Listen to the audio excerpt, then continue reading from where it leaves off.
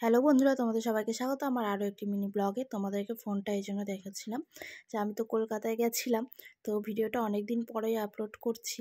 তো ফোনটা ঠিক করতে আসলে গেছিলাম। তো আমরা চলে এসেছি স্টেশনে। এখানে ফ্রেশ ফ্রেশ মাশরুম দেখে ভাবলাম একটু নিয়ে নিই। মাশরুম, বোম্বে লঙ্কা, লেবু এইসব নিয়েছিলাম। ওইসব নিয়ে তারপরে গেছিলাম।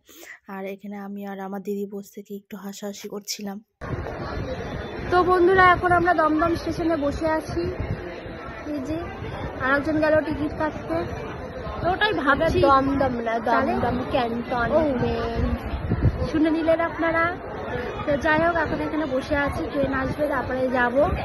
আমি জানি এই ব্লগটা দেখার পরে অনেক মানুষের জ্বলন উঠবে, তাই না? তো কে জ্বলবে জ্বলুক। তো যাই হোক, তো এখন ভাবছি কেয়ারে যাওয়ার পর কত টাকা বিলটা আসবে। তোর কি মনে হয় তুমি? কত টাকা বিল আসতে পারে ফোনটার পিছনে? 5,000? হ্যাঁ, 5-এর মধ্যে হলে তো ভালো, কমের মধ্যে ঝামেলা ছুটে যাবে। তোমাদেরকে আর একবার আমি দেখিয়ে দিই। এই যে দেখো, এই পাশে এই সমস্যাটার জন্য আরো মেনলি আসা। দেখি যদি অল্পতে ঠিক হয়ে যায় তাহলে তো ভালো, কম খরচার মধ্যে। তো দেখা যাক, চলো তোমাদের সাথে সবটা শেয়ার করবো। ভিডিওটা দেখতে থাকো আর সঙ্গে থাকো।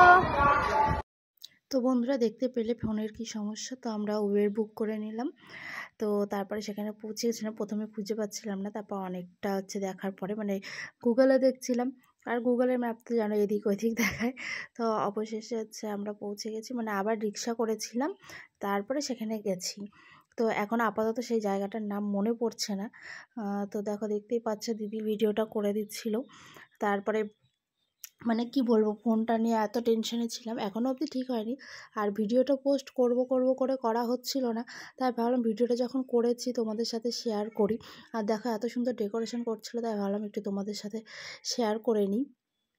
তারপরে এই যে চলে গেছি অ্যাপেল স্টোরে। এখানে ফোনটা ঠিক করতে দিয়েছিলাম।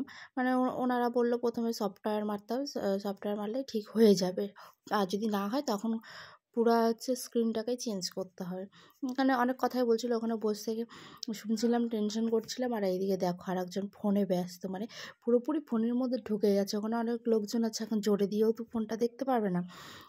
তারপরে ওখান থেকে বেরিয়ে দেখছি যে 16-এর যতগুলো সেট আছে আর কি, সবগুলো রাখা আছে। তাই ভাবলাম আমিও একটু নিয়ে দেখি।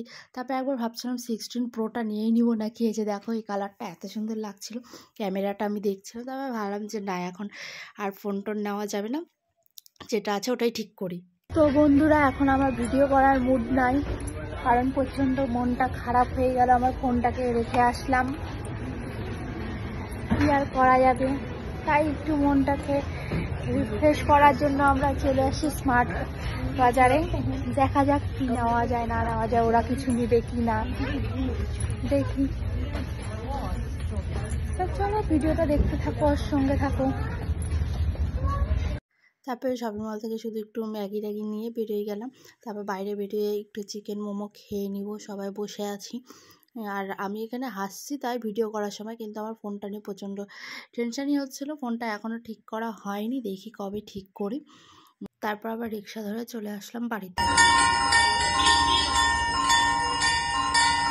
সবটাই ডিটেলসে জানিয়ে দেবো, আমি জানিয়ে দিব, কাউকে জানতে চায় না, কেউ দেখতে চায় না, সব কানা কালা দেখে কিছু না, দেখলেও আবার কোনো কিছু প্রশ্ন করে না দেখলেও।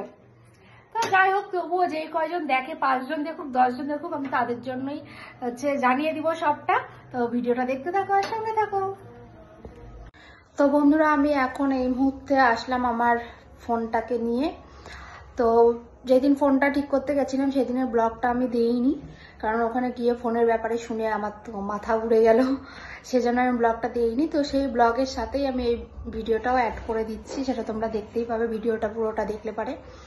তো প্রবলেমটা হচ্ছে এই যে দেখো, সাইডে স্ক্রিনে পিঙ্ক কালারের দেখতেই পাচ্ছ, এটাই হচ্ছে সমস্যা। জানি না হঠাৎই এটা কি করে হয়ে গেল।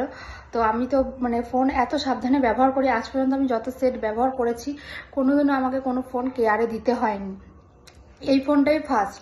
আর এটা আমি এত সাবধানে ব্যবহার করেছি, মানে কি বলবো, এটা কি করে হলো কিছু বুঝে পেলাম না।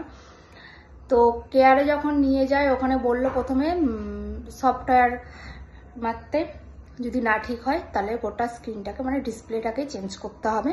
তো সফটওয়্যার মারা হলো 1800 টাকা নিয়েছে। তো এখন ঠিক হয়নি, মানে এটাকে গোটা ডিসপ্লেটাই চেঞ্জ করতে হবে, 29,000 টাকার মতো খরচা পড়বে। তো ভাবলাম এখন অত টাকা মানে বের করা সম্ভব না আমার পক্ষে।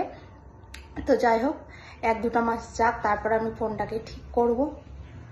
এই তো আমার ফোনের আপডেট। আর যত যা মানে ব্লগের ভিডিও করে রেখেছিলাম সব ডিলিট হয়ে গেছে সব।